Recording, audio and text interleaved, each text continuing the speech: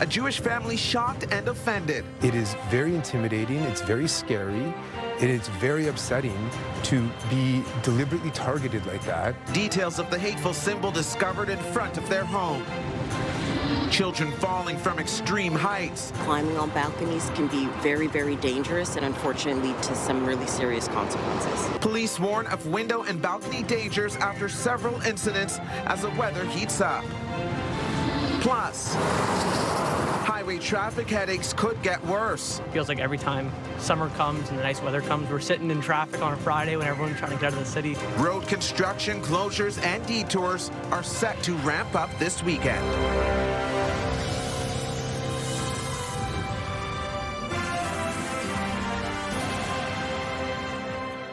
Good evening. Patricia is on assignment. A Jewish family is speaking out tonight after they found hateful symbols drawn in chalk outside of their home in Rockcliffe about a month ago. The incident comes amid concerns about rising anti-Semitism here in Ottawa and right across the country. CTV's Katelyn Wilson joins us live now with more. Katelyn. Yes, Stefan, the family that lives there say their 8-year-old daughter found the symbols in the middle of her chalk art. They're now sharing their story as community leaders warn anti-Semitism is showing up in places where people should feel safe. It was right here. She'd been playing with the chalk for a day or two. There was water may have washed away the chalk, but Joe Addelman says what happened is something you can't erase. Does impact how you feel in terms of safety in your own home, on your own property. He says in late April, his 8-year-old daughter was playing outside their home and left her chalk on the driveway. When she came back in the middle of rainbows in a game of hopscotch, 2 swastikas. It's very upsetting to be deliberately targeted like that. Forcing a conversation Addelman says he didn't anticipate having with his daughter. There is no explanation as to why people do that other than getting into, a lot of prejudice and hate and things like that. And that's hard to explain to an 8-year-old. It's a feeling many in Ottawa's Jewish community say has grown in recent years, particularly since the October 7th attack on Israel and the start of the Israel-Hamas war. We've reached the point where these are not isolated incidents, but they're literally affecting everyone in the community. And the Jewish Federation of Ottawa says this incident is about more than what was drawn on the driveway. They say anti-Semitism is showing up in places where people should feel safe, in schools, in neighborhoods, and in everyday public spaces across the city. And I think it's really important that our country understand that we are sliding away from the shared values of tolerance, of respect, of peaceful dialogue, and that it is not going to end with the Jewish community's targeting. For Addelman, it's about what his daughter saw that day and what she learned, that even on a quiet street in a city she calls home, hate can find its way onto a driveway. The way it was left for my daughter to find with her chalk in her little game, I find extremely upsetting. And police say hate, whether it's expressed through threats, violence, or harassment, has no place in our communities and are encouraging anyone who may have witnessed this incident or who has information to contact the Hate and Bias Crime Unit or Crime Stoppers. Stefan? All right, CTV's Katelyn Wilson reporting live for us tonight. Thank you, Katelyn. And the Hate and Bias Crime Unit is also investigating after swastikas were spray painted at a Sandy Hill Park. Images of the graffiti were shared with CTV News. The hateful symbols were painted on both the grass and a sign near the Sandy Hill Community Garden. It's not clear exactly when this happened, but the graffiti was cleaned up by Monday. It's a tragic reminder of the possible dangers posed by apartment windows and balconies. Ottawa police now say 2 children are in hospital after falling from high-rises in just the past week alone and are urging parents and caregivers to take precautions. The latest incident happened late afternoon on Wednesday at the Blackstone apartment complex on Boblink Ridge in Stittsville. CTV's Tyler Fleming joins us with more on this story. Tyler. Yeah, Stefan, sadly, this isn't the first incident in recent days. Last weekend, a child suffered life-threatening injuries after falling from a Vanier apartment building. And in April, a child died after falling from a Sandy Hill high-rise.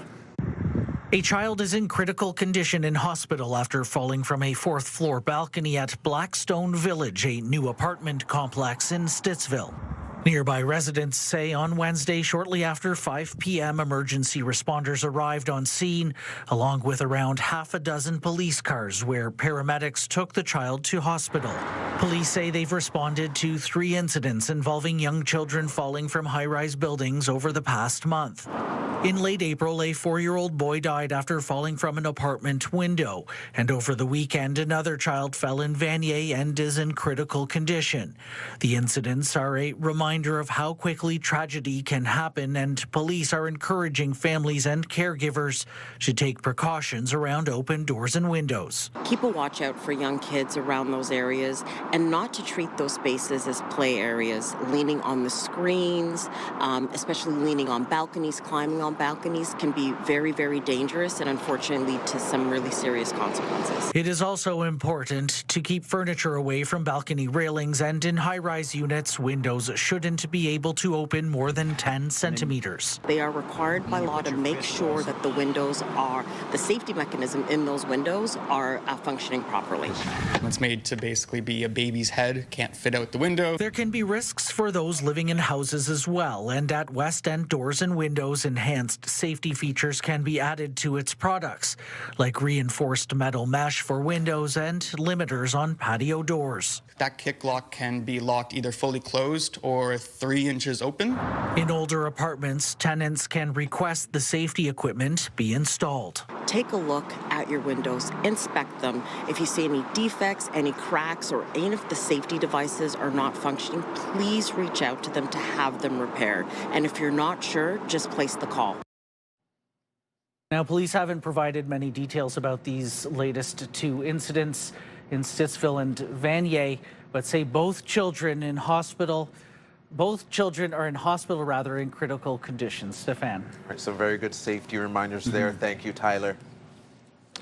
It's not the news drivers want to be hearing heading into the weekend, but you should expect more delays on Highway 417 with a new round of lane and ramp closures starting tonight. Taking a live look at traffic now, the ongoing work between Pinecrest and Woodroffe causing several delays this evening, up to 20 minutes even, and starting at 9 p.m. there will be more closures between Preston and Kent Street. CTV's Josh Marano joins us now with more on what drivers need to know and expect. Josh.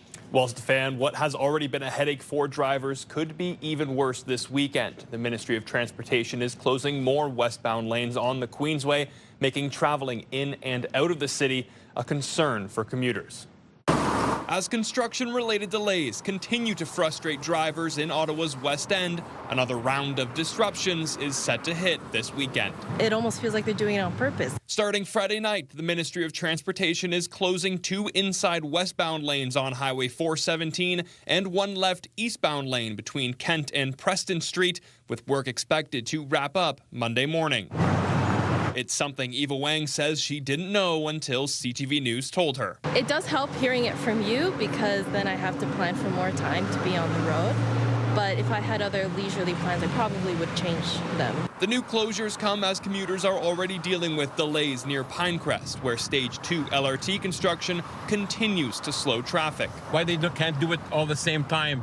It seems like every day there's more and more. We're getting big hectic. Added reductions pose an issue for many drivers, including Cameron Donaldson, whose work depends on travel. I'm a rep for Labatt, the beer company, so I travel around and manage inventory and sales at different restaurants, bars. But he says it may be best to just stay home. There's not a lot of alternate routes without getting off the 417, so it's definitely frustrating at times. I think a lot of people are feeling the same thing around the city. It feels like every time summer comes and the nice weather comes, we're sitting in traffic on a Friday when everyone's trying to get out of the city. The downtown work is part of a larger provincial project to replace bridges, overhead signs, and upgrade infrastructure. According to the MTO, work will be taking place during nighttime and weekends to limit disruptions where possible. It really changes our plans on the weekends. We actually have to consider the traffic time and the commute time when we want to plan, enjoying our lives and going out and being in the city. Also starting tonight, the O'Connor westbound on-ramp will be closed through the weekend. The MTO says more lane closures will be implemented in the coming weeks, including eastbound lanes between Parkdale Avenue and Rochester Street. Stefan. All right, brace yourself, drivers. CTV's Josh Marano reporting live for us. Thank you, Josh. Well, new tonight, the Ottawa Charge will be without their captain next season. Brianne Jenner is leaving the team and joining one of the PWHL expansion franchises. CTV's Kimberly Fowler joins us in studio with the latest on this one. Kimberly. Well, Stefan, on the bright side, the PWHL is growing again, expanding into 4 new cities in their 4th official season, but that means some major roster changes for the current teams. Here in Ottawa, Jenner, the Charge's first captain in franchise history and a big piece of the team's offense, is heading to Hamilton. 18 to go in overtime. Savalainen is in for Ottawa, plays it back, Jenner scores! Brianne Jenner wins it in overtime for Ottawa! So instead of a traditional expansion draft format, the PWHL implements an expansion roster distribution process where the new clubs will build their teams by negotiating with unprotected players and free agents from the current teams. Now, the Charge did not name Jenner to their 3-person expansion protection list earlier this week, and today, the 35-year-old announced she will not be returning to Ottawa next season on social media. Jenner says she intended to finish her career in Ottawa, but the organization decided to go in a different direction, adding it was an absolute pleasure to step onto the ice in front of the best fans in the PWHL. The way you have welcomed this team is what made my time here so special. Now, the Ottawa Charge also taking to social media to thank Jenner, saying there couldn't be a better person to lead this team into battle right from day one. You didn't just wear the C, you embodied everything it represents. Now, PWH Hamilton will be joining the league next season alongside teams from Detroit, Las Vegas, and San Jose. Stefan. CTV's Kimberly Fowler reporting live for us. Thank you for this, Kimberly. Still ahead, CHEO telethon loading with just one more sleep to go. We bring you the story of Charlie, a 10-year-old facing one of life's greatest challenges. Here's a live look through our Centennial Glass Sky Cam. It is 28 degrees outside right now. And now for a first check on the weather forecast, let's head over to Jackie. Jackie did a walk around the neighborhood in the Bayard Market. Beautiful day in the neighborhood, I'd say. Beautiful day. We had such wonderful weather this week. This will change tomorrow, though. We are anticipating some rain moving through. More on that in just a bit. First, right now, temperatures across eastern Ontario hovering between 25, 28 degrees. Down by Kingston, slightly cooler at 19 degrees. Parts of Pembroke as well as Petawawa could start to see some light showers moving in. The rain really kicking in overnight into the early hours of tomorrow morning. Overnight temperatures here in Ottawa, 18 degrees. The winds will also be picking up by the time the afternoon rolls around. We could see gusts between 30 to 50 kilometers per hour. We could even see some thunderstorm risks triggered throughout the region. We're keeping a very close eye on this with temperatures much on the cooler side at 25 degrees. We'll get a closer look at your long-term forecast in just a bit. Thank you, Jackie. The outbreak of a stomach illness caused by a parasite in Kingston has made its way to Ottawa. Ottawa Public Health confirming there is one case now in this city. The illness, called cryptosporidiosis, is caused by ingesting contaminated food or water or through contact with infected feces from people or animals. There are at least 114 cases in Kingston. The source of the outbreak is still unknown. In other news, a Quebec man is facing charges in connection with the death of an Ottawa man whose body was found in the Ottawa River 1 year ago. 63-year-old Robert Prévost went missing in early 2025. He was found dead in the river near Dallaire Street in Clarence Rockland that May. Police believe he was the victim of a homicide.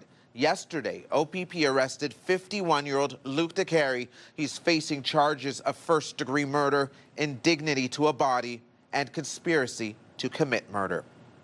4 teenagers are facing charges after graffiti was found on municipal property in Smiths Falls last week. The town shared photos showing graffiti on a Pride crosswalk and a gazebo outside Town Hall. Police did not say what the graffiti was, but the Smiths Falls mayor called it discriminatory and intolerant. 4 18-year-olds are facing charges of hate-related mischief over $5,000.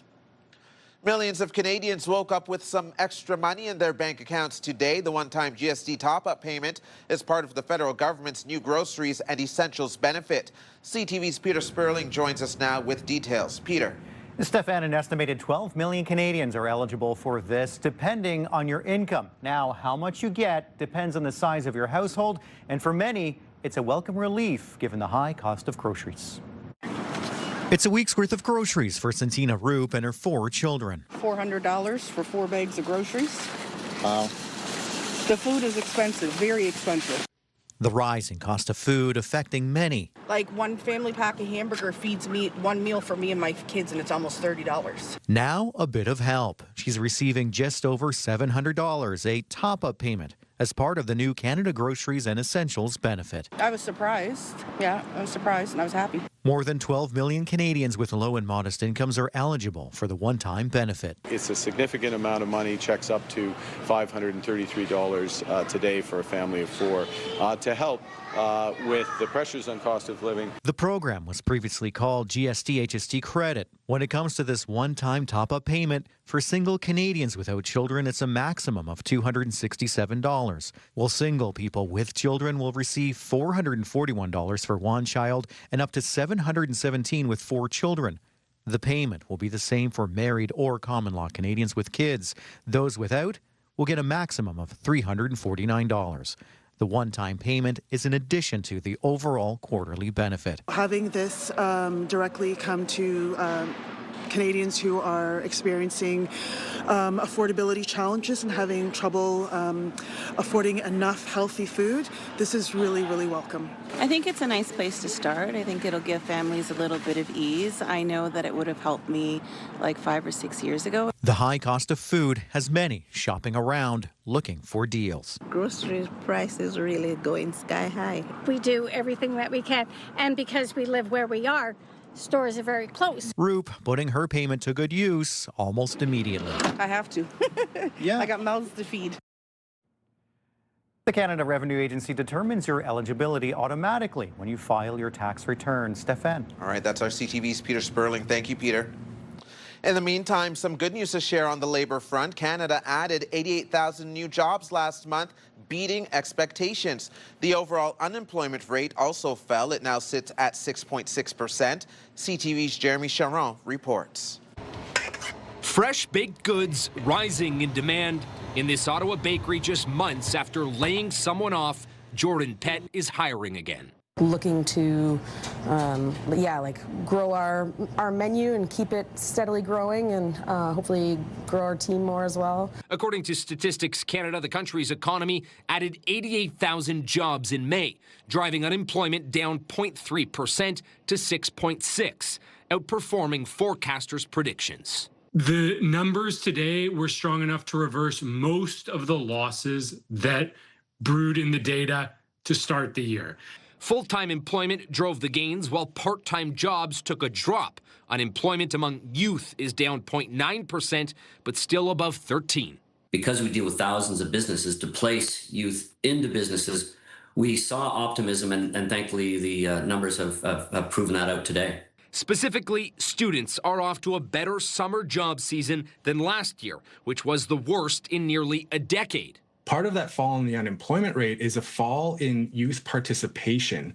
And it's not exactly clear why fewer youth are participating in the labor force. The data comes on the heels of a GDP report from the same department last week that showed Canada has entered a technical recession, which the Conservative Party remained focused on today. It's very clear in the numbers that we're in recession. What we're seeing in the job numbers is that we're significantly worse off than the pre-pandemic averages. While the government says Canada's economy is moving in the right direction. The numbers that you saw this morning on employment shows that the Canadian economy is resilient. While economists are calling today's report a positive signal, they say it is too early to tell whether Canada's economy will continue on this positive path. Jeremy Sherrill, CTV News, Ottawa. News Talk 580 CFRA's Thank You CHEO breakfast was held this morning, kicking off fundraising for the CHEO telethon. Hope is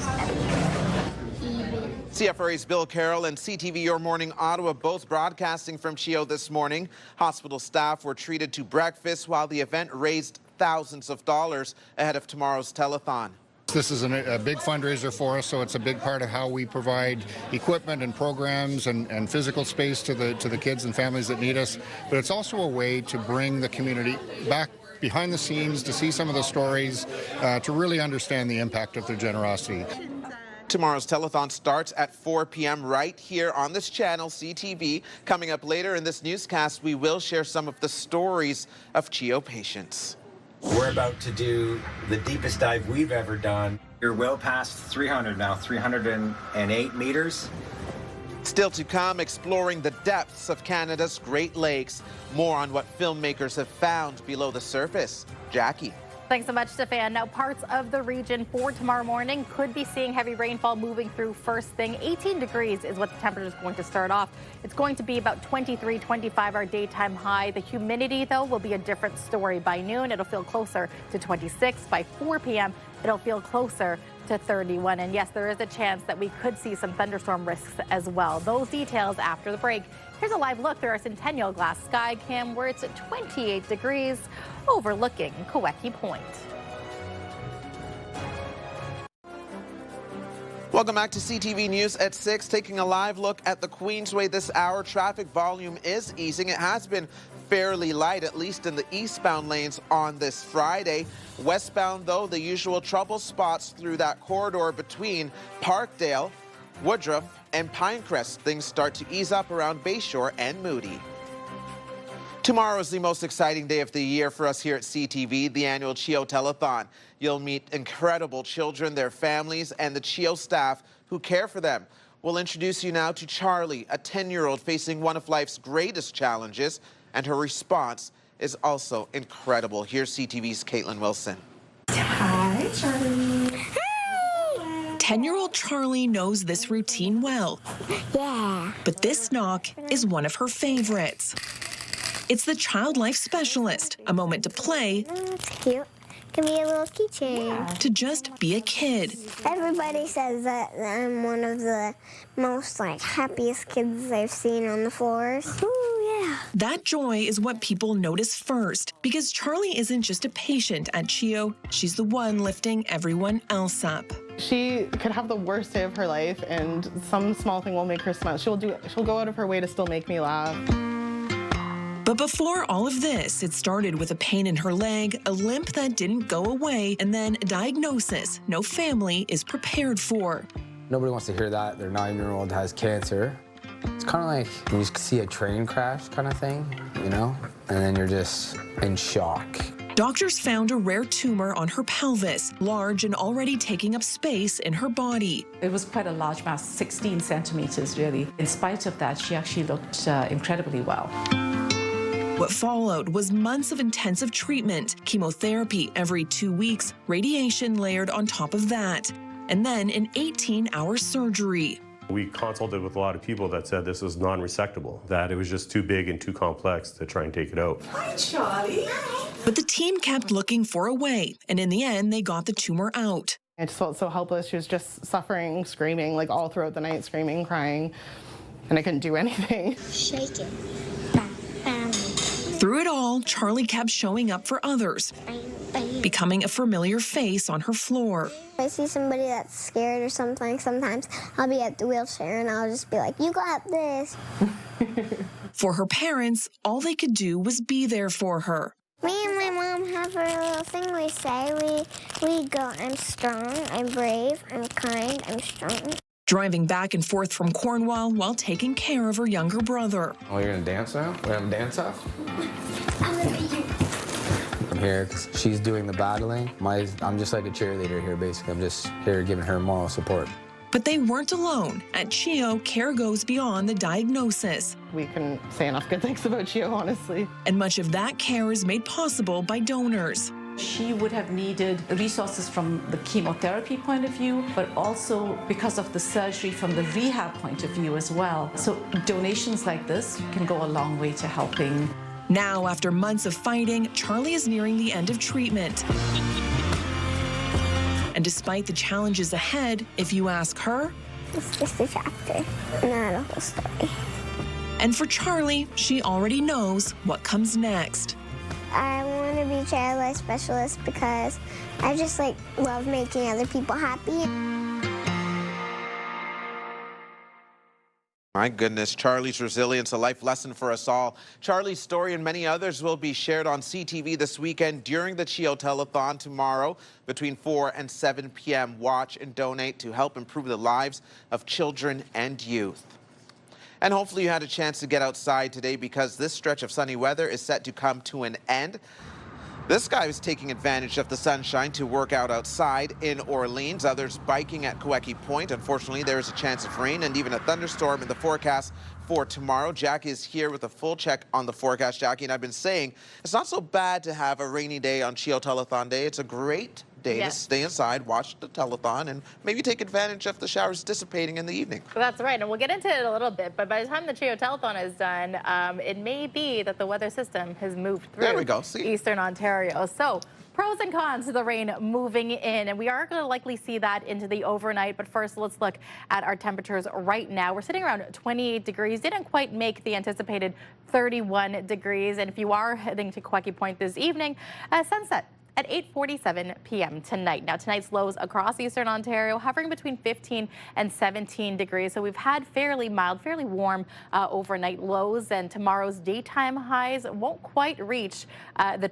28, 29 degree mark. Much cooler, 24 here in Ottawa along the Seaway, around 23 degrees, including in the valley about 22. Maniwaki also sitting around at 22. A risk of thunderstorm is a possibility as well. And we could see between 10 to 15 millimeters of rain moving through. Now here, for our friends in Atlantic Canada, you can see the warmth moving in as well. 23 in Fredericton right now. It's still quite cool in St. John's at 3 degrees, so a different story. But as we look, a lot of the warm up is coming from the Midwest, and we are going to see this warm weather move in the start of early next week, at least for us here in Ottawa. But right now, Toronto, 29 degrees. Windsor sitting at 28, about 25, with a chance of the rain moving through in Regina, as well as Edmonton. The temperatures are much cooler in the Alberta area, 17 degrees in Calgary, 19 in Edmonton, 15 in Vancouver. Here's a closer look at what we could expect after the rain moves through Saturday. 7 p.m. Red Blacks kickoff.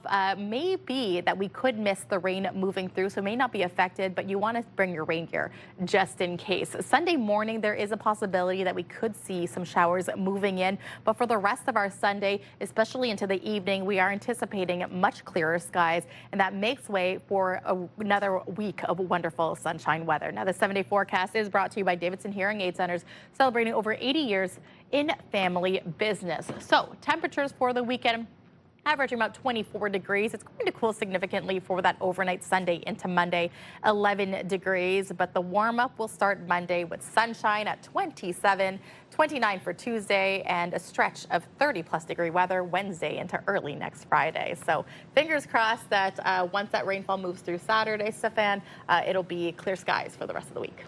Love it. Thank you, Jackie. You're welcome.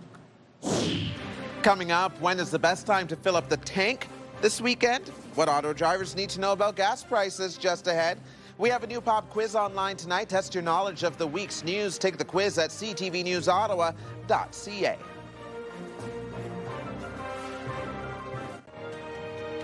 Our popular Team of the Week segment is back. If you want to be a part of our Myers Automotive Group Team of the Week, upload your video to ctvnewsottawa.ca.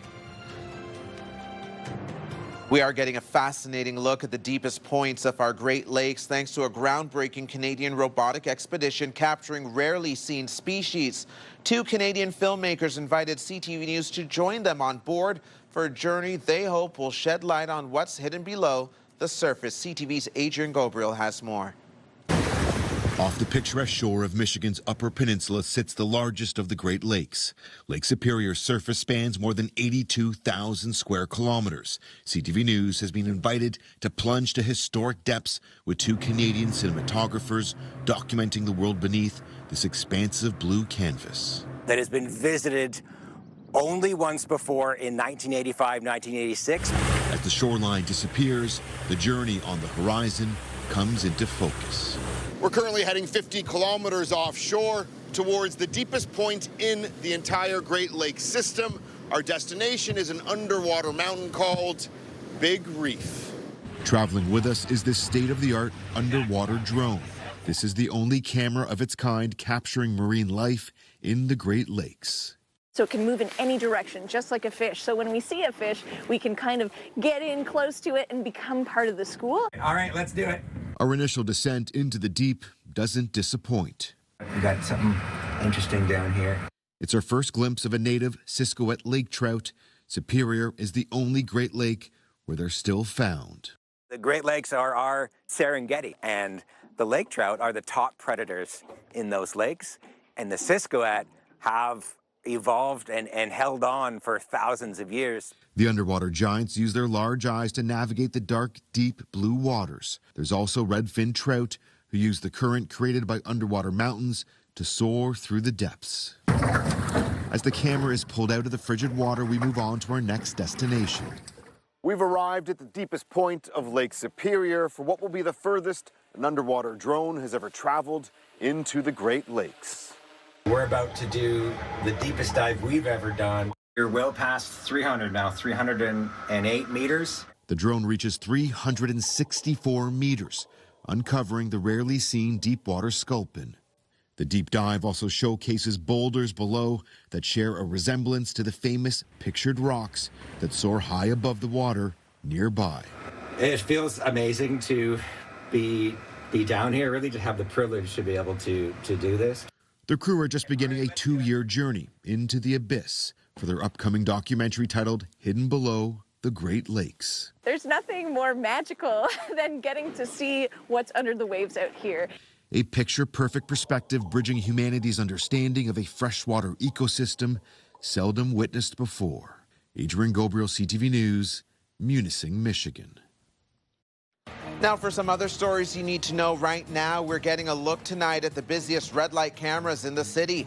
New data shows a camera on King Edward Avenue at St. Andrew Street in Lower Town nabbed the most drivers in the first 4 months of the year. It issued nearly 900 tickets during that time. That's followed by the camera on Wellington at Bay Street, the one on King Edward Avenue at Besserer, and the one on Kent Street at Arlington, which all issued more than 500 tickets overall. More red light tickets have been issued so far this year compared to last year. A note to drivers, you may want to wait to fill up if you can. Gas prices are set to drop 6 cents a litre at stations across Ottawa and Eastern Ontario overnight. That will bring prices to around 170.9 cents a litre. A new elementary school in Ottawa will bear the name of former Prime Minister Brian Mulroney. The province announcing today they will honor the late Prime Minister by naming the new school in Mer Bleu after him. The school is opening in September. It will have nearly 700 students and will offer both English with core French and early French immersion. We would come home from CHEO, we would repack the suitcase, leave it there because we knew we would be going back again. Still to come ahead of tomorrow's CHEO telethon, we share another patient story receiving care at CHEO and Roger Nielsen Children's Hospice. Get the latest live local breaking news. Sign up now for our morning and evening CTV News Ottawa newsletter. The best local content from CTV News, Your Morning Ottawa, and News Talk 580 CFRA. Get it all in one place. Sign up now at ctvnewsottawa.ca. The CTV News Ottawa newsletter is brought to you in part by CAA Business.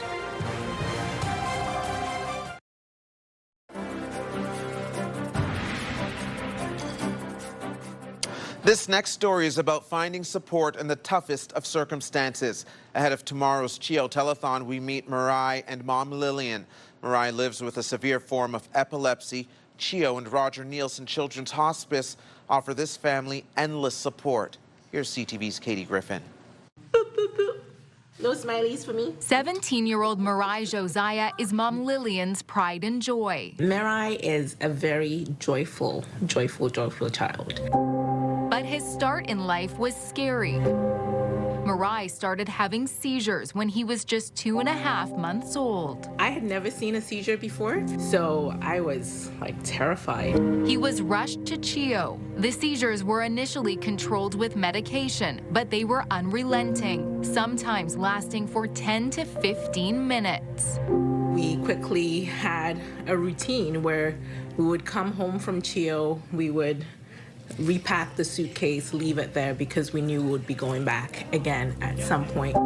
Despite being on multiple anti-epileptic medications, Mariah's condition worsened. We counted 103 of these myoclonic jerks. Are you gonna turn over here? It would take a few years of testing to confirm a diagnosis, Dravet syndrome, a severe form of epilepsy. It's a genetic mutation in one of the key genes that are responsible for brain activity and development. There's very little treatments that are known to reverse or cure this. There was a relief in having the diagnosis, but also just the biggest despair.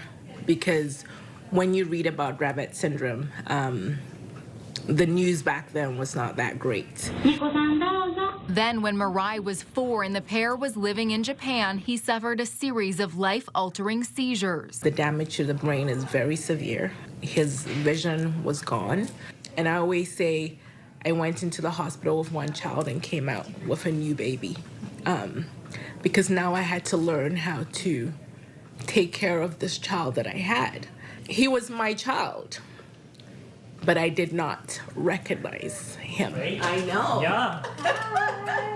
Mariah and Lillian finding support on their difficult journey at Roger Nielsen Children's Hospice. We take care of respite, the respite services that they offer. We also take advantage of any activities that they have.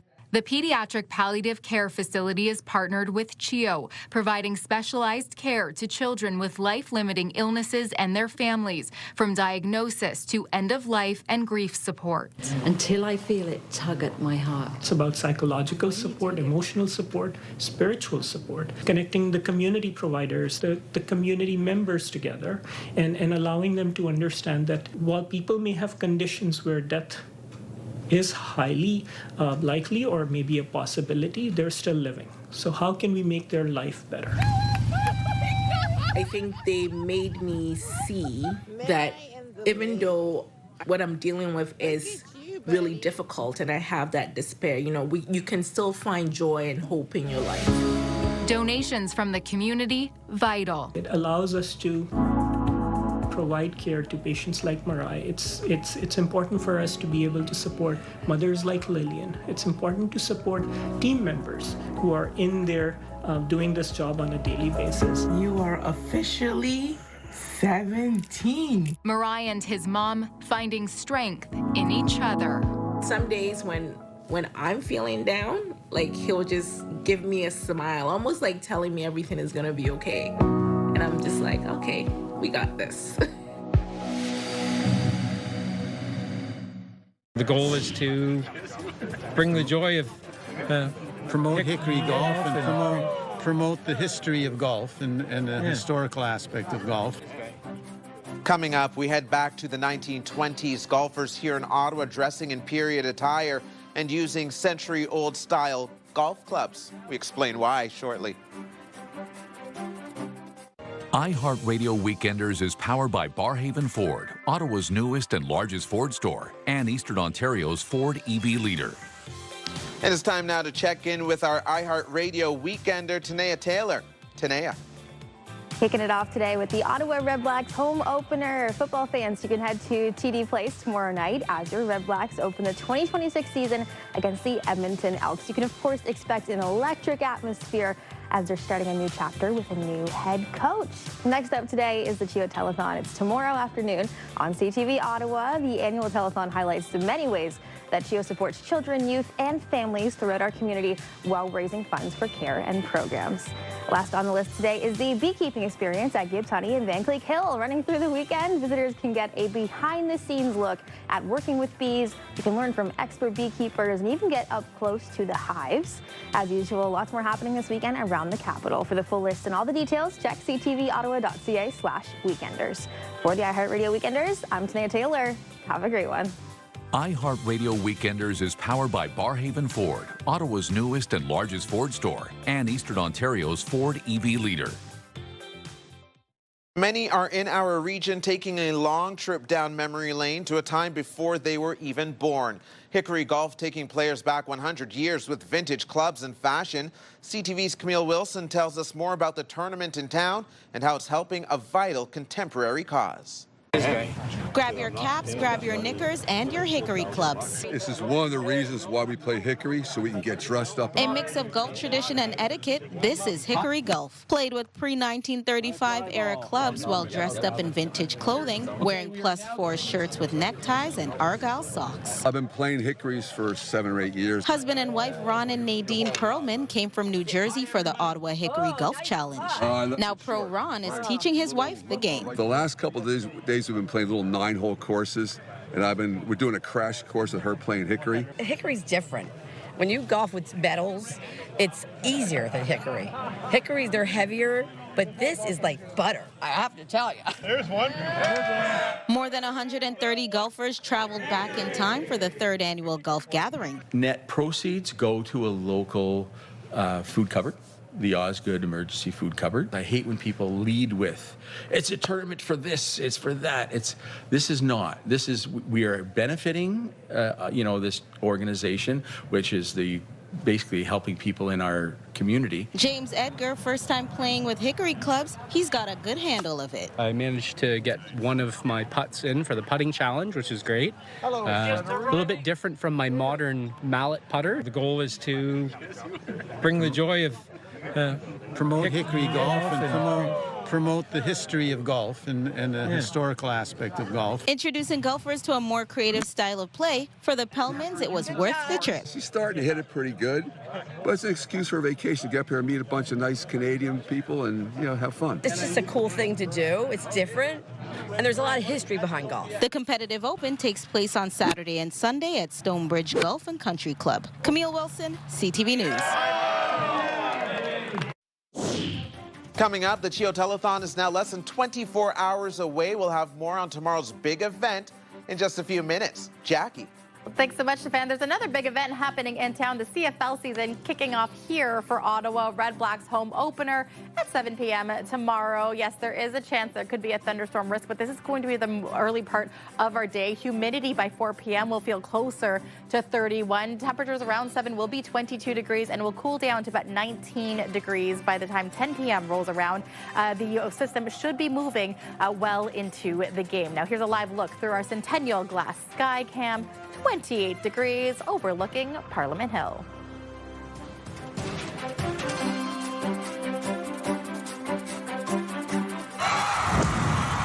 The National Capital Region is jam-packed with incredible experiences you don't want to miss. Hey, it's Tanea Taylor, your iHeartRadio Weekender, powered by Barhaven Ford. Get the inside scoop on all the biggest and best events every Thursday, Friday, and Saturday on CTV, Move 100, Pure Country 94, TSN 1200, and News Talk 580 CFRA. iHeartRadio Weekenders is powered by Barhaven Ford. Find your wild. More Bronco sports, more ways to roam this summer.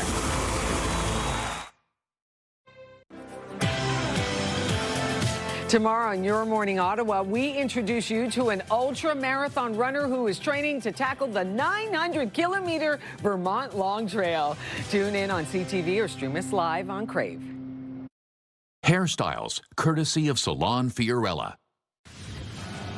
Coming up tonight on CTV in just a few minutes, E-Talk starts at 7, The Big Bang Theory at 7:30, followed by Spring Break Murders at 8. Crime Scene Investigators is on at 9, and Boston Blue at 10. Now for a final check on the weather forecast, Jackie joins us once again. Yes, say goodbye to the sunshine, folks, because I'm not going to see it tomorrow. Keeping it real, keeping it 100, Jackie. 7 a.m., 18 degrees, chance of the showers. Most of it will be in the early part of our Saturday. Could see the risk of thunderstorm for parts of the region, 10 to 15 millimeters anticipated. Hopefully, this will clear by the time the Red Blacks take the field at 7 p.m. tomorrow night.